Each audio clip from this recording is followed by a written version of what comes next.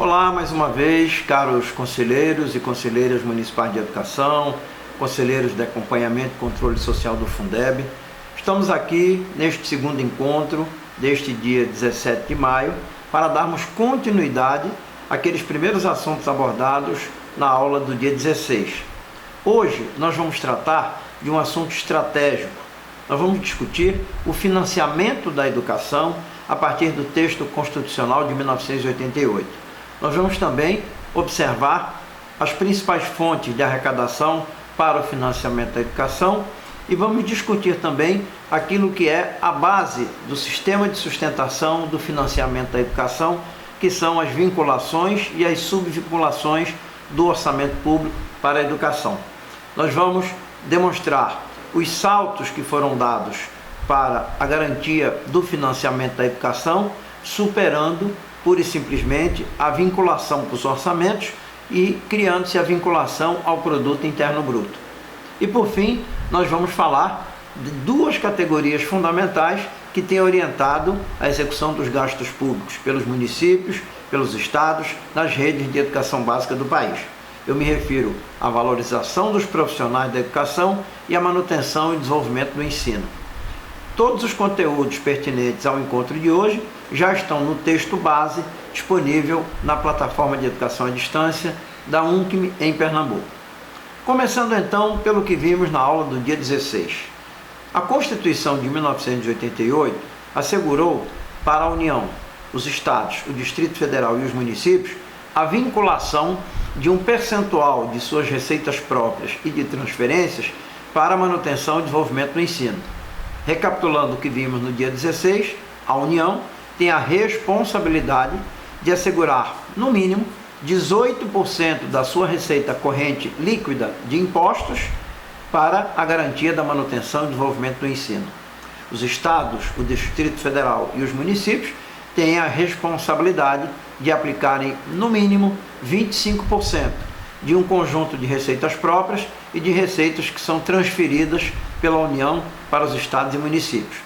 Além das obrigações constitucionais, há também uma fonte importante de financiamento da educação. Eu me refiro à contribuição social do salário educação. É uma contribuição muito longa, já tem algumas décadas na nossa história, e vocês poderão observar as informações mais detalhadas no texto que nós disponibilizamos na plataforma de educação à distância da UNCM em Pernambuco.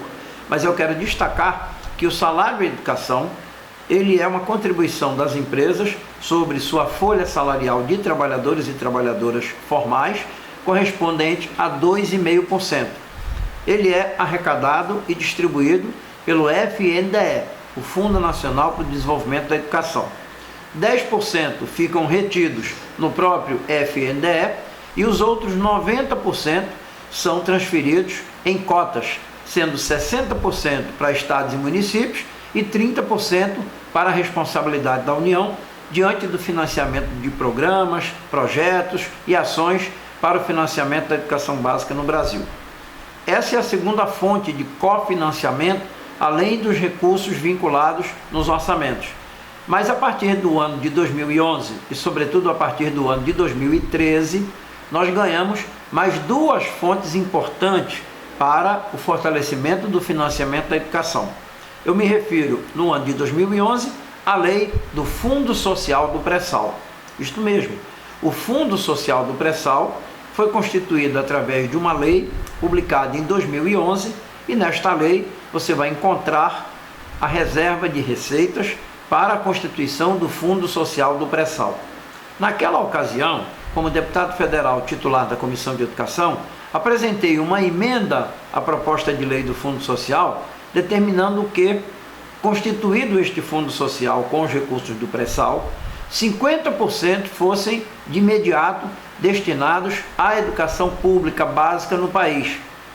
O Congresso Nacional aprovou essa emenda de minha autoria, mas ela foi vetada pelo argumento de que, primeiro, deveríamos constituir o bolo do Fundo Social e depois, em situações de emergência, de urgência, de calamidades, como aconteceu agora com a pandemia da Covid-19, aí sim saberíamos como aplicarmos os recursos do Fundo Social.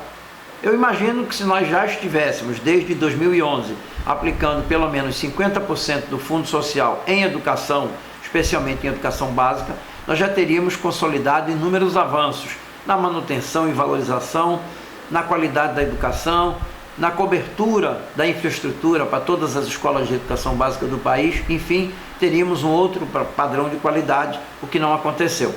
2 anos depois, em 2013, nós garantimos a aprovação do Fundo dos Royalties do Pré-Sal para a educação, compartilhando com a saúde uma parte desses recursos. E aí, mais uma vez, eu fico muito feliz porque eu mudei a proposta de lei apresentada pela ex-presidente Dilma Rousseff. E conseguimos, com essa iniciativa de minha autoria, fazer com que 50% do fundo dos royalties fossem destinados para a educação e para a saúde, sendo que separados estes 50% do fundo dos royalties, a educação ficou com 3/4, 75%, e a saúde ficou com 1/4.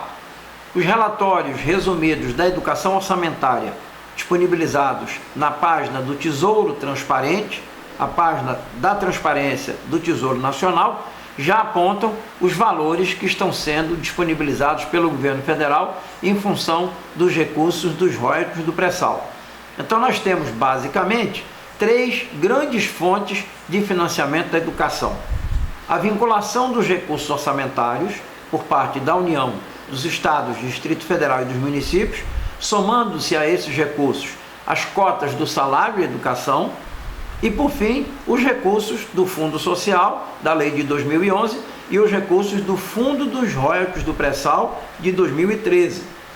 Isso, infelizmente, ainda não tem sido suficiente para nós crescermos acima da variação da inflação o montante de recursos destinados a 2 categorias que vimos na aula anterior: valorização dos profissionais da educação, manutenção e desenvolvimento do ensino.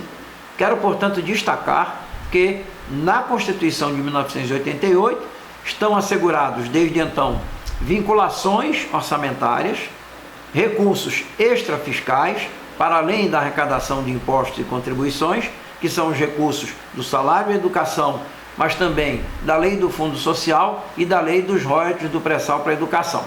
Isso pode significar que a educação brasileira sonha e realiza outros princípios e outras metas que não estavam previstos anteriormente. Mas fomos atropelados há 6 anos pela Emenda Constitucional 95, conhecida como a PEC da morte, a PEC do teto de gastos, que será observada no outro encontro posterior até o próximo dia 20.